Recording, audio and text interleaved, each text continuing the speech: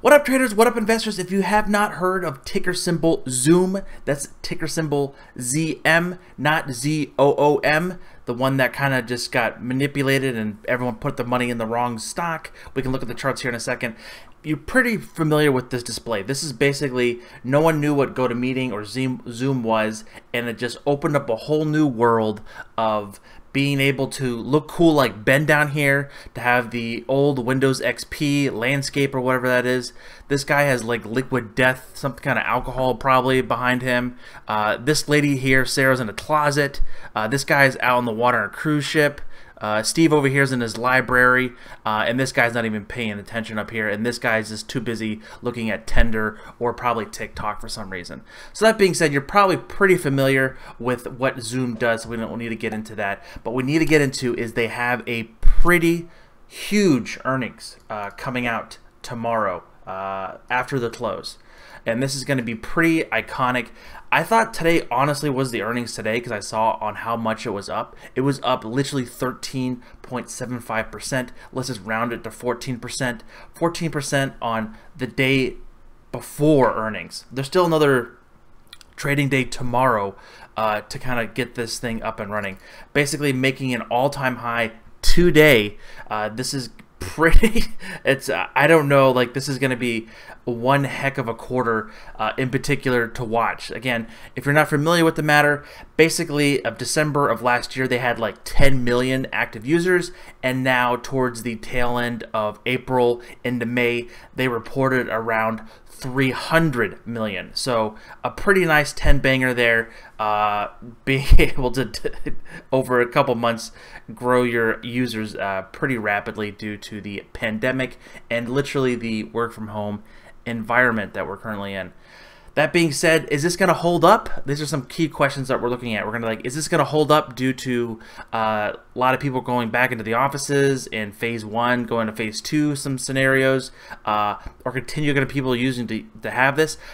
And basically, this is going to be heavily relied on what's going to happen on this quarter, because this quarter is going to sum up everything that we just kind of seen in the past 2 or 3 months.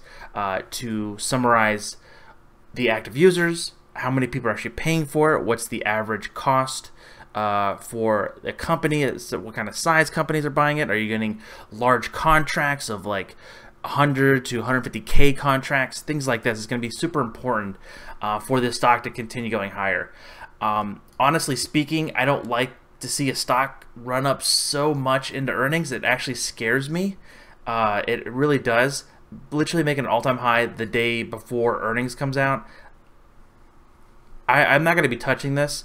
If you remember back a couple weeks ago, we kind of were looking at a head and shoulders pattern, but that was basically at the beginning of May.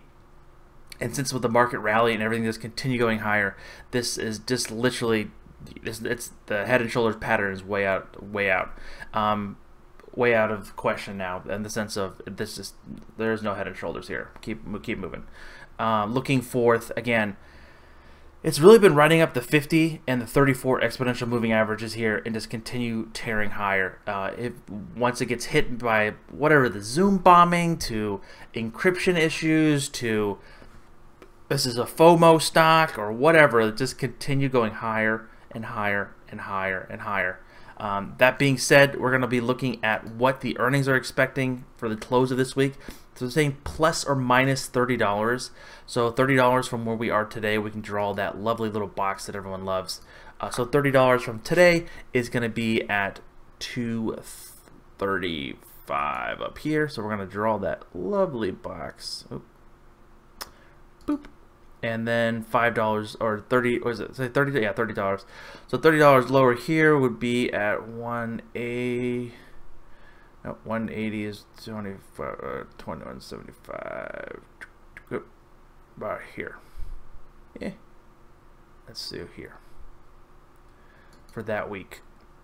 I actually need to expand it out because it was for earnings for that week. Again, that being said, I think this could easily break the one standard deviation of this potential, what the You're asking where I'm getting this number from. I'm not just pulling this out of my you-know-what. This is on the overall looking at the options chain here. So the one that has the earnings in, so that's going to be the 5th of June. That's the most recent one. That's going to be expiring. You see the implied volatility at 160%. What the WTF there? That's absolutely insane. And it is, again, the $30 plus or minus. Again, that is, I don't make those numbers up. Those are the market makers. So the market makers are saying that basically we're looking at, again, close at 205. We're looking at 175 here. So you're going to probably see a lot of open interest there. And you're going to see a lot of open interest around the 235 here with actually not that much open interest there. That's actually kind of strange. There is a lot of volume though into today, especially on the call side. There's not that many. There's a lot of puts at 170, but these could be people selling and so forth. I want to see if there's anything really popping that was somewhat significant today that someone purchased. Someone purchased the 5th June 225 call. That's pretty insane. So someone bet literally the quantity of 970 calls at $5. So let's do that math there real fast for you guys, because we can do that. I can't do that back in my head that fast. Okay, calculator, thank you. So we're saying 970 times, what was it, 550? So, whoa, whew, that's a lot. So we're gonna have to times that by 100. So $500,000 bet that it is going to be going higher. And that is a pretty substantial look at that. We're looking at the delta currently at 28.28, so that's like about 28% of this option getting to that profitability or getting in the money. So that's a lot of gangsta betting. A little over $500,000 for this particular trade. That could be someone's got some cash here. someone's making a bet, or someone knows something we don't know. You know what I'm saying? You know what I'm saying? I don't know why I said that twice. I'm sorry. Just wanted to make that point. So 125, we got that right. I'm going to put that line up here. We're going to call this. We're going to actually.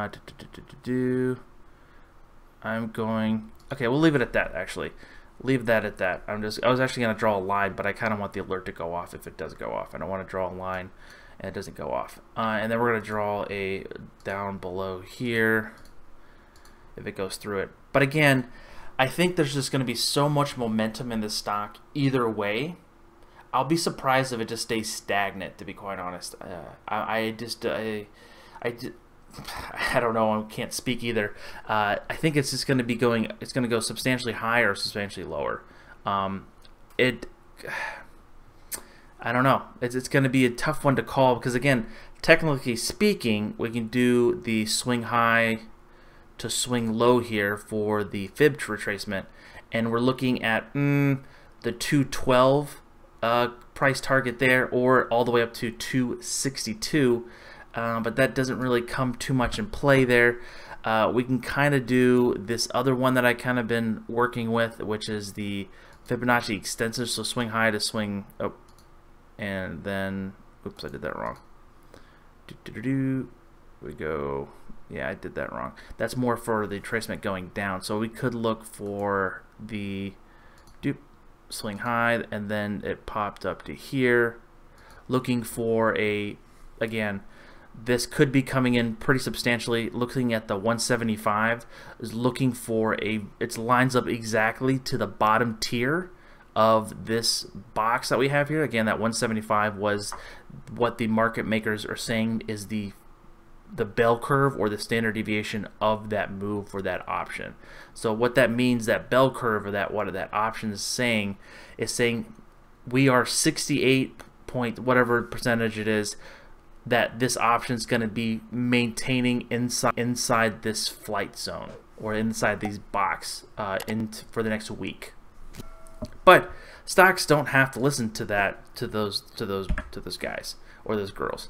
It can go either way. It can go up, down, sideways, left, and right.